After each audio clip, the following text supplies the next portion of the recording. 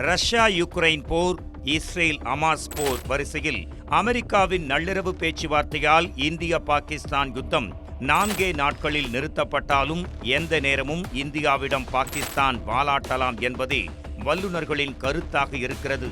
இதுகுறித்து பார்க்கலாம் விரிவாக.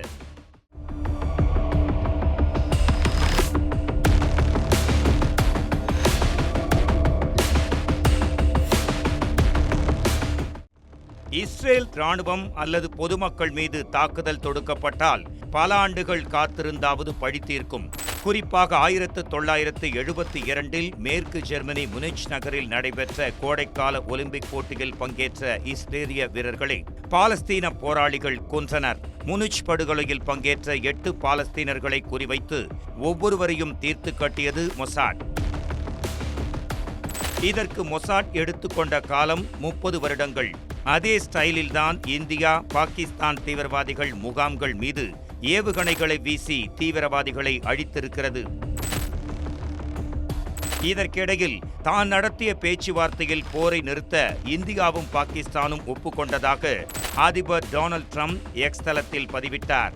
அதனையடுத்து இந்தியாவும் பாகிஸ்தானும் தனித்தனியே மாலை 5 மணியுடன் தாக்குதலை நிறுத்திக் கொள்வதாக அறிவித்தன. அறிவித்த 3 மணி நேரத்தில் மீண்டும் பாகிஸ்தான் பழைய குருடி கதவு திரடி என வாளை காட்டி தாக்குதலை தொடங்கி அதிர வைத்தது. தாக்குதல் நிறுத்தம் என்று அறிவித்துவிட்டு பாகிஸ்தான் அதனை மீறியது எப்படி என டெல்லியில் இருக்கும் ராணுவ அதிகாரி ஒருவரிடம் கேட்டோம். மே 10 இந்தியா மிகவும் திட்டமிட்டு பாகிஸ்தானுக்குள் 300 கிலோமீட்டர் ஊடுருவி 8 விமான தளங்கள் மீது தாக்குதல் நிகழ்த்தியது. அதில் ஒரு பங்கர் பஸ்டிங் மிசைல், அதாவது பதுங்கு குழிகளில் தஞ்சமடைந்திருக்கும் எதிரிகளை பூமியை துளைத்துக் கொண்டு தாக்கும் ஏவுகணை இது.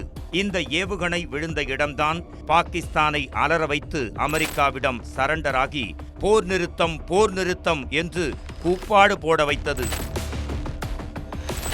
அதாவது ராவல்பிண்டி ராணுவ தளம் அருகே உள்ள ஒரு மலையில்தான் பாகிஸ்தான் அணு ஆயுதங்களை சேமித்து வைத்திருக்கிறது. அணுகுண்டுகள் இருக்கும் ஸ்பாட்டுக்கு 500 மீட்டர் தூரத்தில் இந்திய ஏவுகணைகள் விழுந்து வெடித்துச் சிதறின. இந்தியா நினைத்திருந்தால் ஒரே வினாடியில் பாகிஸ்தானின் அணு ஆயுதங்களை அழித்திருக்கலாம் என்பதை பாகிஸ்தான் புரிந்து கொண்ட நேரம் இது. தவிர அயோல்கோட்டில் இருந்த ட்ரோன் குடவுனும் அழிக்கப்பட்டிருக்கிறது. இத்தனைக்கும் இந்தியா தனது அக்னி, பிரம்மோஸ், பிருத்வி ஏவுகணைகளை இன்னமும் பயன்படுத்தவே இல்லை. ஆகவேதான் அரண்டு போன பாகிஸ்தான் தாக்குதல் நிறுத்தத்திற்கு அழைப்பு விடுத்தது.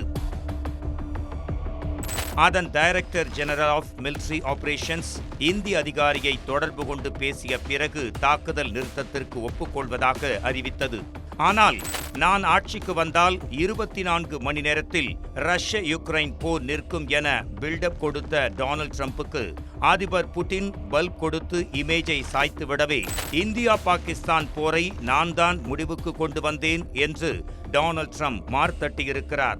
அதற்கு பாகிஸ்தானும் ஒப்புக்கு பாடுகிறது. இந்திய வெளியுறவுத்துறை அமைச்சர் ஜெய்சங்கரோ இந்தியாவும் பாகிஸ்தானும் சேர்ந்து எடுத்த முடிவு இது என்று சொல்லியிருக்கிறாரே தவிர எந்த இடத்திலும் அமெரிக்கா என்ற வார்த்தையை குறிப்பிடவில்லை. தாக்குதல் நிறுத்தத்திற்கு ஒப்புக்கொண்ட பாகிஸ்தான் அடுத்த 3 மணி நேரத்தில் காஷ்மீரில் தனது தாக்குதலை ஆரம்பிக்கவே போர் நிறுத்தம் என்னாச்சு, இன்னும் குண்டுகள் வெடிக்கின்றன என காஷ்மீர் முதலமைச்சர் ஒமர் அப்துல்லா ட்வீட் செய்து அதிர வைத்தார். இதற்கிடையில் இந்திய செக்யூரிட்டி கேபினெட் கூடி இனிமேல் தீவிரவாதிகள் இந்தியா மீது தாக்குதல் தொடுத்தால் அது ஆக்ட் ஆஃப் வாராகவே கருதப்படும் என்று குறிப்பிட்டது. இந்திய ராணுவம் பாகிஸ்தான் மீது எந்த நேரத்திலும் போர் தொடுக்கும் என்று முடிவு செய்து அதை உலக நாடுகளுக்கு அதிகாரப்பூர்வமாக அறிவித்திருக்கிறது.